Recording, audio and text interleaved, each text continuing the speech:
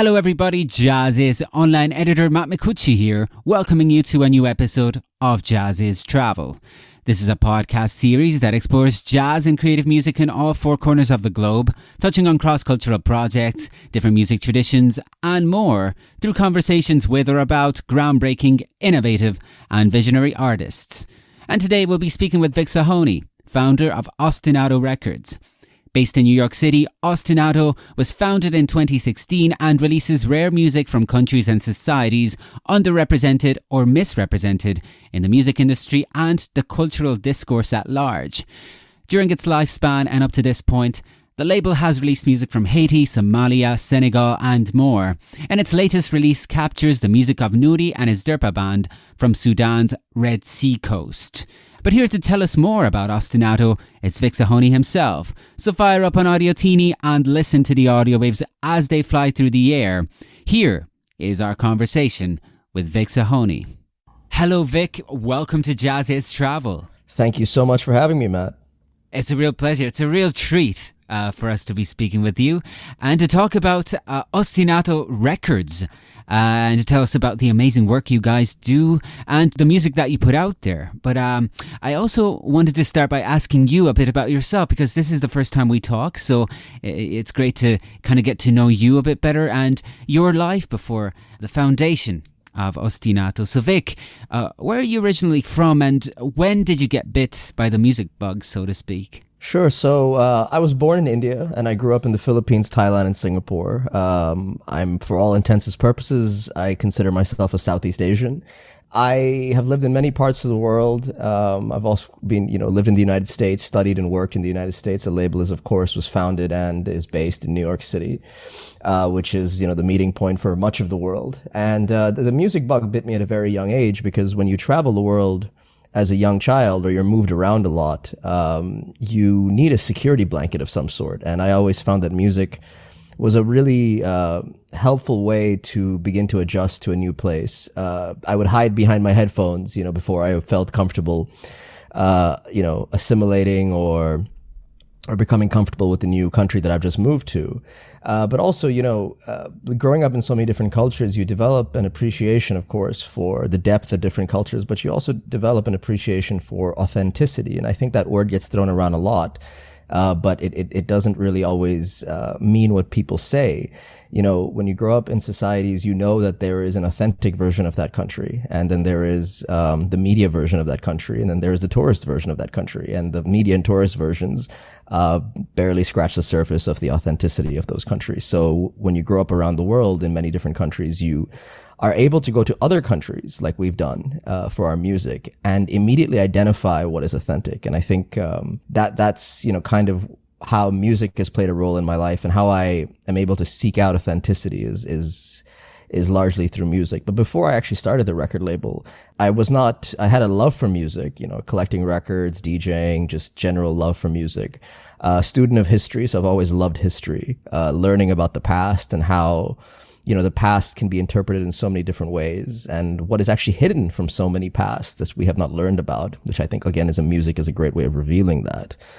But also, I didn't start off in the music business. I actually started my career as a journalist. I worked for major Western news organizations, where I developed a passion for storytelling. And our record label, Ostinato Records, really came about through the marriage of a desire to tell stories that have not been told, from countries where we do not always see the authentic version of things, along with a love for music. And I thought, if I could combine, music, authenticity, and storytelling, well, then you can tell some very powerful stories that dismantle many myths, degrade many stereotypes, and offer a much richer, more beautiful worldview for us to explore. What's the point of hating on countries or finding them, violent, hopeless places, when we can immerse in their music and their culture, and we can learn so much from them through that? So this was really the philosophy of Ostinato Records as someone from, let's say, the developing world. I wanted to fight for the developing world's music and its culture, because I think it's very poorly represented in the world's imagination. When did the story of Ostinato Records start? And you mentioned authenticity, so that was always there. This concept of authenticity was always a driving concept. Yes, authenticity is hugely important because again, you know, when you live in countries or you grow up in countries like I did that are, say, major tourist destinations, you again know that there are many different versions of the country, and you almost feel sorry for many of the people who come visit because they are barely scratching the surface in the depths of flavor of food and the depths of sound of the music and the depths of human relations in the country. I think people who visit and aren't able to immerse walk away with quite a poor experience, even if they've had a great time. But you know, there is a level of culture in every society that is profoundly deep and that not many people get to experience. You have to be from that culture, or you have to immerse yourself deeply in there. You have to live in the country. You don't get to experience it very often. But if you understand that there is always a deeper layer to things, you will be able to seek that out. And that's when you will come across the best music, the best food, the best relationships, the best experiences. Ostinato Records itself, you know, our first release was in 2016 with music from Haiti, but the label started about 2 years prior to that, at least the foundations to set up the label when we started pursuing projects. You can't just set up a label with one record and then say, okay, guys, wait like another 2 years before I put something out. So you have to set up 2, 3, 3, 4 projects before you launch the label, so you have a catalog that's building. So, you know, I would say around 2013, I think that's actually when I went to Haiti for the first time. I went to Haiti a couple of times, and in 2013 is when I started putting together the initial foundations for the record label. I was still working in journalism at the time. I didn't know how things were going to work out. I didn't know if, you know, I was going to move into music full time, but I always had this kind of idea and passion to do so. And I should mention, I did do a short stint with a record label, so I did have a little bit of experience from that. But we started around 2013 when we went to Haiti, 2014 when we started working with the music of Cape Verde, 2015 when we started exploring the music of Somalia. And so the foundations of the label were laid in my upbringing, that to begin with, and then they were laid in my experience of living around the world.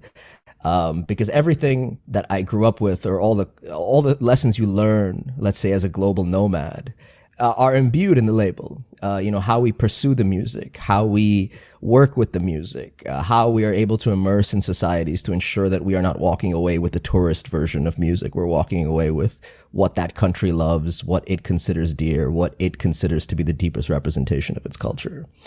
So, you know, from my upbringing to my global experience to, the foundations we put in place from 2013 onwards, I feel like the label it might have only been, now coming up to 6 years old and maybe 8 years old with the foundational work that we had to do.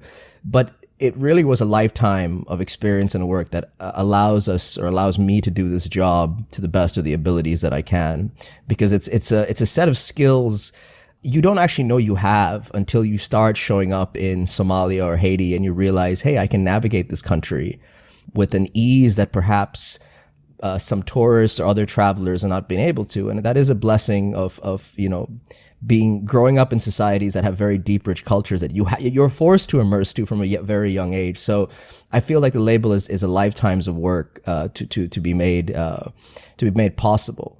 So yeah, that's the story of Ostinato Records. So let's take, for instance, a place like Sudan, in reference perhaps to your Ostinato's latest release.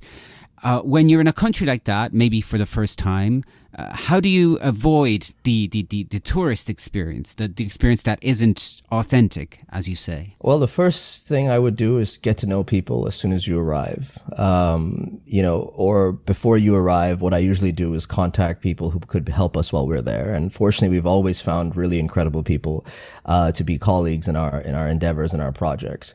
But the first trip to a country, of course, you have a mission in mind. Hey, I want to produce something from here, but where do I begin?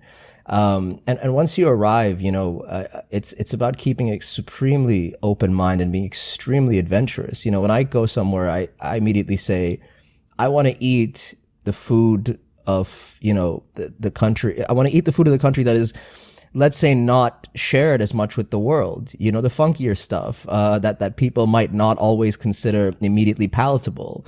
I grew up in food cultures where we ate a lot of stuff that the world might think, I'm not sure about that, but I love it. I know that when you demand or you ask for what is it? I want to taste the truest representation of your food culture. I think that's a great way to start, because if you arrive and you say, I want to start listening to all this music, people are like, wait, hang on a minute. First, go to someone's home, eat their food, drink their tea, have conversations, learn. And I think, that's one fantastic way to immerse yourself, because when people in a country see you enjoying the food that perhaps they are unsure how people from outside will enjoy. Usually when I go to a country and I say, I'd love to eat, like, what is the food that is, again, the truest representation? I don't ask it that way, obviously, but I just say, I want to eat some real good food from the country. Obviously, they begin by taking me to, places that are, very easily, digestible or palatable foods that they think that, oh yeah, that's what they're going to like. I say, no, I know you got something funkier, something richer, something deeper, something spicier. And that's when we start getting deeper into the cuisine. You really start to learn, okay. And when you start to taste the flavors of a country, you get a good idea of a whole lot about the society. Food is, of course, a brilliant way to navigate that.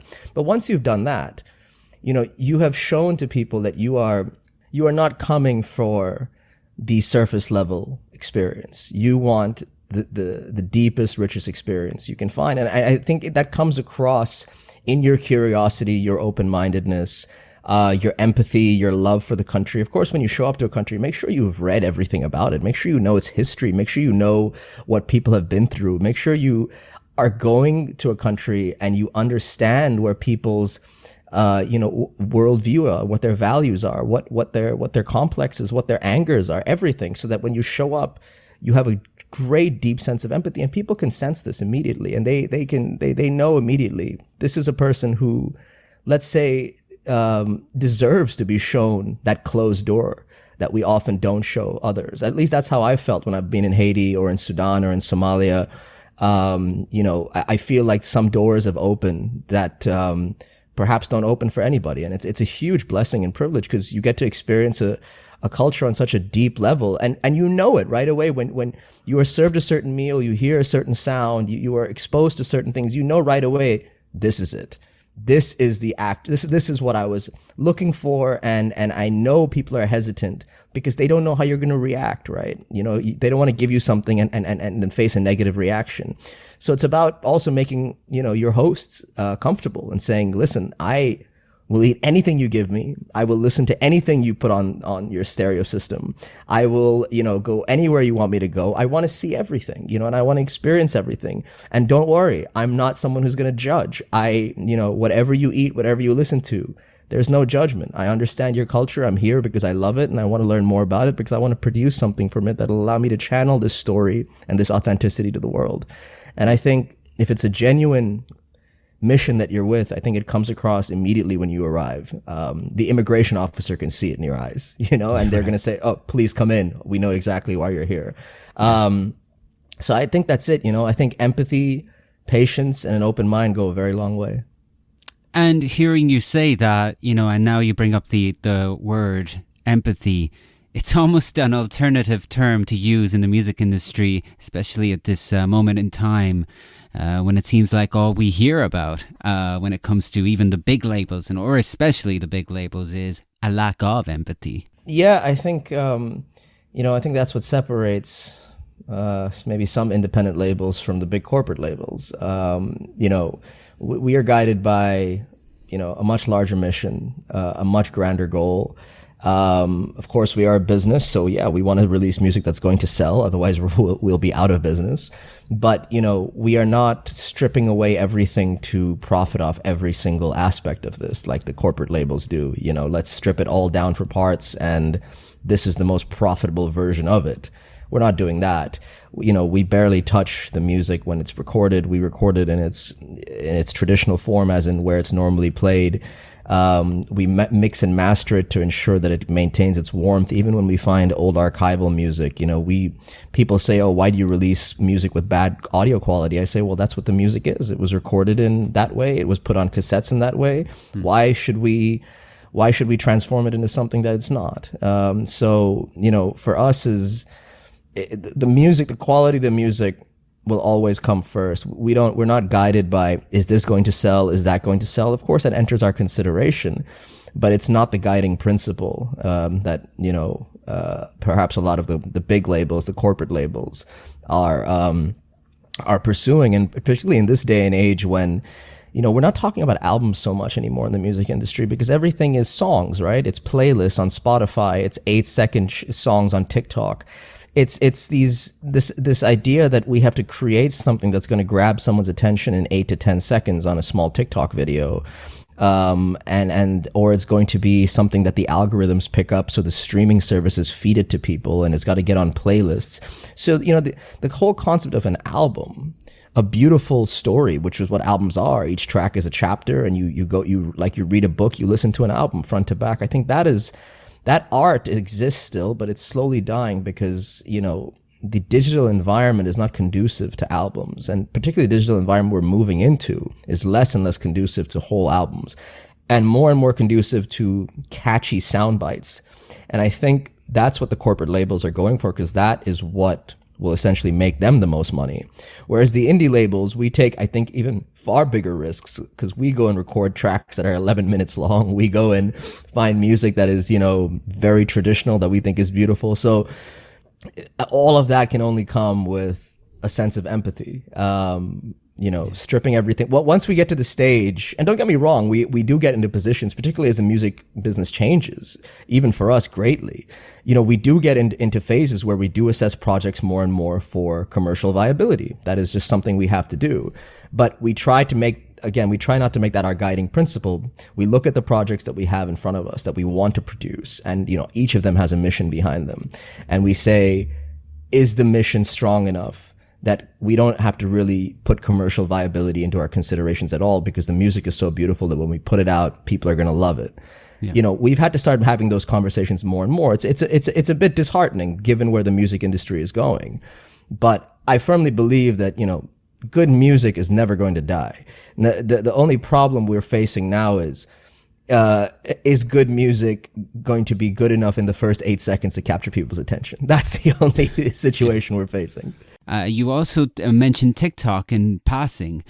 TikTok, some people, I've heard some people ludicrously perhaps say that that is where the future of music is. I honestly hope not, but anyways. But having said that, TikTok too has its positives, I guess, because from what I've read about your latest album, which I hope I pronounce their names right, Noori His Derpa Band, that's where you came across them, right? Yes. So, TikTok, yes, I hope it's not the future of music, but I'm going to be one of those doomsayers to say that it might not be the future of music, but it's going to fundamentally shape how the music industry operates. And it already is in many ways. Before, success for a record relied on, of course, this is all assuming you have a stellar product, a stellar music product, an amazing album, beautiful music, absolutely. Say all of that is in order. Before, you used to, do some radio play, get some good press, maybe some DJs would play it. You use your own social media following, maybe on Instagram to promote it or wherever. That is changing. A success of a record today is largely based on its virality on TikTok. And it's why the major record labels, someone like Atlantic Records, for example, in the United States, literally there was a whole issue because they were basically forcing their artists to do more TikToks. Their marketing departments are saying your record's not going to sell unless you have some viral TikToks. So, that's one side of that app that I think is disheartening. But at the same time, you have to remember one thing that's quite nice about this app is that it is a very global app, right? So the American apps may not function in places like Sudan that have been under sanctions or elsewhere, but this app has not really any restrictions, and it's been taken by the global south. If you go anywhere in Asia, Africa, or South America, people are heavily on this application. So it has a very nice diversity to it, let's put it that way. And when you are in Sudan, for example, we were just scrolling TikTok in our hotel room one night, not particularly looking for anything, because TikTok is also an app that, depending on the country that you're in, your feed completely changes, right? So if you're in New York, your feed is mainly New York, US stuff. If you're in Sudan, it's entirely Sudanese stuff, and so you get a really great insight into the country you're in, right? You see people eating, you see them reviewing restaurants, you see them dancing to songs that you haven't heard, and then fortunately or serendipitously, you come across a video of a band playing music. And, we're so fortunate they uploaded this onto, well, not on their account. It was someone else, who was at that event that was filming them. And, I could have just scrolled past and forgotten, but fortunately, whatever they did play, again, in the first 8 seconds, did catch my ear. And, I remember thinking, this is really phenomenal music. And we, in fact, just put the exact TikTok video on our Instagram so you can see what it was that actually caught our ear. As soon as I heard it, I said, we didn't come to Sudan with this in mind to record these guys, but, they sound fantastic. So let's just find out what's going on here. And we spoke to our colleague and co-producer Omer, who's from Sudan, who also runs an events company. So he has a large network of musicians because he is constantly sourcing musicians and DJs to perform at his events that he does for people, right? And so, tapping into that network, he found out that this is Noori His Derpa Band. They are a band from the east of Sudan, a part of Sudan where a lot of people don't really talk about. It's on the Red Sea coast. It is not much in news coverage. We don't really hear about music from there. And, even someone like myself who've been to Sudan numerous times, I've released music from the north, music from the capital. I've heard music from the south and the west, very diverse, huge country, Sudan. And, but I've never even thought about going to the east and, by the Red Sea, which that entire region is we've released so much music from the Red Sea region, which is such a beautiful, beautiful region of the world, which has some of the most incredible music, if you ask me. And, I asked our colleague Omar, I said, okay, Noori and His Derpa Band, who are these guys? He said, they're from this city called Port Sudan, which is the country's biggest port in the Red Sea. And so we went to go meet Noori. And he was in Port Sudan. He says, I actually perform a lot in the capital, Khartoum, where you guys are. So let's go back. A lot of my band members are there. They're a type of band that's not their full-time gig, right? They perform with other bands to make a living, right? So each of them goes off and performs with other bands to play at weddings and festivals or whatnot. And then they come together as this passion project, which is the Derpa Band. And so, yes, TikTok was instrumental in finding them. And, we did open the app with an expectation that something cool would pop up, not something that we would produce, but we would at least be able to learn about the music because, again, based on which country you're in, your TikTok feed is going to reveal a whole different, set of music and content. And I think that's one of the fascinating things about this app. When you're in a country, you can really get, when we're talking about immersion, TikTok is actually an incredible way to immerse, and you can actually see what's going on greatly in the country, culinarily, musically. So yeah, that's how we came across this band. And, if we had just scrolled past, we wouldn't be having this conversation now. And what is the kind of music that they play? Right. So, Sudan is a very diverse country, right? So you have to understand there's about, I believe, about 400 different languages or groups of people in Sudan, maybe even more. So, and each of those groups of people have their own music, right? So you go to Nubia in the north, the Nubians have their music. The Shigea have their own music in the north. We've released an album of Shigea music by an artist, the late, great Abu Ubaidah Hassan, who passed away last year, unfortunately. There's music from the south, music from the west. So the music from the East is very fascinating because it is music that is not really heard at all from the country. Other labels have released music from Sudan as well. You have jazz releases, you have all kinds of stuff coming out of Sudan. But the music of the East has been relatively untouched or unheard, and there's very real reasons for that. That is a community which they're known as the Beja community. The album is called Beja Power. And the reason we wanted to call it Beja Power is because this entire album is dedicated to shining a spotlight on the struggle of the Beja people. Without going too deeply into the politics and history of the country, Sudan has been experiencing a revolution for the last few years. They overthrew, a 30-year-old dictatorship. They had a transitional government for a while, and then that transitional government was overthrown in a military coup, and people were back out on the streets, and they're still on the streets today. Now, when you see coverage of that, you see protests happening, in the capital, and the whole world says, we support your democratic struggle. But people forget there's a group in the East known as the Beja who have been fighting for the same thing for much longer than the cameras have been there. They're a community that sits on the most gold-rich area of the country, and none of those resource profits have, trickled down to the Beja community. So you have high illiteracy, You have very low investment in education or healthcare. And under the 30-year dictatorship of Omar al-Bashir, you actually had a campaign in which he tried to wipe out Beja culture.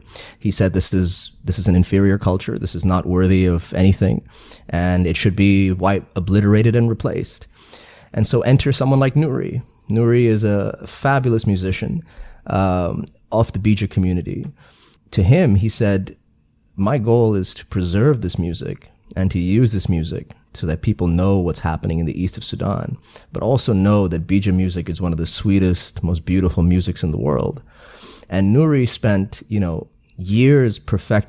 decades perfecting the idea of how do we, before we met him, of course, but how do I take Beja music, which is a really rich music. It's a very ancient music. Beja people have been around for thousands of years. In fact, the hieroglyphics in ancient Egypt portray Beja people. They have their ancestry is traced back to ancient Egypt and the kingdom of Kush. We're talking 7,000 year history here. And the most beautiful thing is their music, their melodies are equally as old, which is why if you listen to some of the songs in the album, particularly track 2, which is called Qual, if you close your eyes, it should transport you right back to the pharaoh's courts of ancient Egypt. You are literally hearing the sound of the ancient world, of that very, very ancient Red Sea world. And I think that is really fascinating. And, for that musical legacy to have been on the verge of being wiped out at one point, it would have been disastrous. But these melodies have been passed down generation to generation. The Beja masters who keep these melodies in their head and Noori goes to learn from them. I think it's fascinating. So he was driven by a mission to preserve this culture, this Beja music, that, many people in the country of Sudan itself have not heard. I mean, the reaction to the album in Sudan is incredible because people said, yes, we've heard Beja music here and there, but not like this. And by not like this, I mean, Noori had a great foresight when he created the band in 2006, because he said, the band cannot be a traditional music band. It's got to be something that has electric instrumentation, brass instrumentation, and it's got to be what he calls, quote unquote, a jazz band. I wouldn't exactly call it a jazz band, but when you hear the music, you can understand why he would refer to at that. In his limited English, he was saying this should be a jazz band. But the entire band is led by an instrument that Noori himself crafted when he was around 18 years old. He's around 47 now, so you can do the math of when he crafted this instrument. He basically took an electric guitar, the neck of an electric guitar. Now, he's from Port Sudan, which is the country's biggest port, and now all ports have large scrap yards, right? Ships leave a whole bunch of stuff, and there's a lot of scrap yards. So, growing up in his very humble beginnings, he found a neck of an electric guitar, and he took an electric tambour. A tambour is a 5-string instrument. It's called a krar in Ethiopia. It's quite common across East Africa. He took these two instruments and he fused them. I don't know the exact mechanics of how he did this, but he put them together. So you essentially have what's known as a tambour guitar. And he said he created that because he said this was the best way to take the old of Beja and bring it into the new. And it can be the centerpiece of what would form a band that is dedicated to preserving Beja culture, which is very ancient, which is on the verge of being wiped out. And it can also be something that is so universal in sound that the whole world can love it. Now, this is before he'd even come into me. So he had this idea in mind that if I create all these elements that I just mentioned, maybe someone will come across, run into us, and we can do something. So, his idea was always to have a Beja album. But our mission was always about shining a light on cultures that have experienced what Beja people have and cultures that we haven't even heard about, like the Beja people, and the politics and history about why we haven't heard about them. Why haven't we heard Beja music if it's 7,000 years old, right? Why don't we know about it? Very real reasons for that. Yeah. And so when we met him, we had this huge discussion about Beja music. He said this was always the goal, is to meet someone like myself, a record label like myself, or a producer, like the producers we have at the label, and produce the record we did. And, it fits, it was a very serendipitous meeting. I'm a big believer in things being meant to be. So if you come across something on TikTok and it happens to be something that is just not only exceptional music, but fulfills, the mission that we are constantly striving to when we travel to countries. It was a wonderfully serendipitous meeting. And, it was the marriage of of two philosophies that were very aligned. Noori saying, I want to preserve Beja culture and I want to do it, in a very powerful way with this band. And me saying, we're looking for music that can tell powerful stories that haven't been told, that can reveal histories that haven't been told, and that can, really push a narrative into the world that hasn't been pushed before. And that is the Beja story narrative. And even if you just put all that aside, if you just forget everything I've just said right now, and you just listen to the music, it is such exceptional music. I mean, musicianship of the highest organic order, incredible brass playing, incredible, instrumentalists.